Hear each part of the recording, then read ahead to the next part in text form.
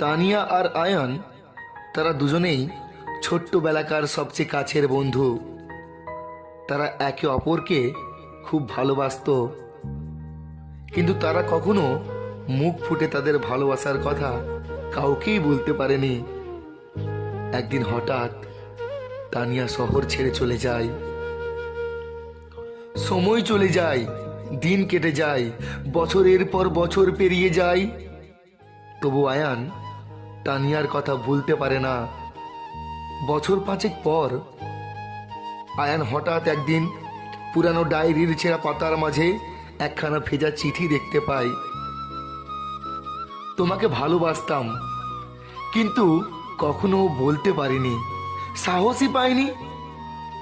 তবে হ্যাঁ, আজ আমি তোমার থেকে অনেক দূরে, বহু দূরে। সত্যি করে বলো তো, যদি কখনো আমি ফিরে আসি, তুমি কি আমায় ভালোবাসবে?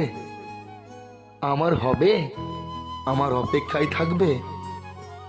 চোখ দুটি ভিজে যায় আয়ানের। আয়ান বলে, তুমি গিয়েছো দূর, বহু দূরে, তবুও তো রয়েছো আমার হৃদয় জুড়ে, আমার হৃদয় জুড়ে।